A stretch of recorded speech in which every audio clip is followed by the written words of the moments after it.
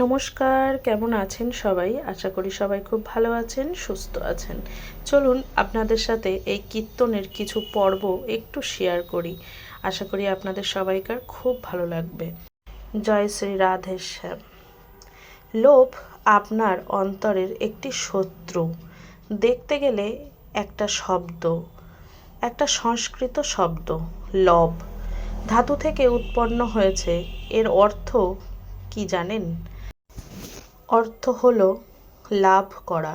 কিছু লাভ করা অনুচিত নয়, আরও কিছু লাভ করা অনুচিত নয়, কিন্তু সবথেকে বেশি আমি লাভ করব, আমি ভালো থাকব, সুস্থ থাকব, এটা চাওয়াটাই হচ্ছে অনুচিত। আর তাকেই বলা হয় লোভ। আর এই লোভ যখন আপনাকে গ্রাস করে, তখন যা পেতে চাই সেটাই হোক ধনসম্পদ, তাহলে মানুষ অধর্ম করতে ভয় পায় না।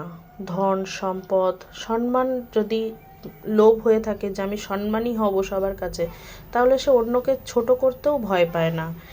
যে কোনো স্তরে পৌঁছাতে পারে। শেষ পর্যন্ত আপনার মনে হতে পারে যদি আমি অল্প প্রাপ্ত করতাম আর সেটা যদি ভালোবেসে প্রাপ্ত করতাম, তাহলে জীবন সুখের হতো।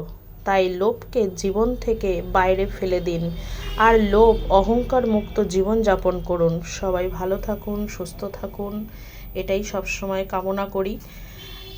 তো সবাই ধর্মের পথে চলাফেরা করুন, তাহলে দেখবেন জীবন আরও অনেক বেশি সুন্দর হয়ে উঠবে।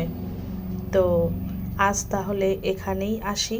দেখা হবে আবারও কোনো এক সুন্দর একটা ভিডিওতে। আশা করি এই ব্লগটা আপনাদের খুব ভালো লেগেছে। যদি ভালো লেগে থাকে তাহলে লাইক কমেন্ট করতে ভুলবেন না। জয় শ্রী রাধেশ্যাম।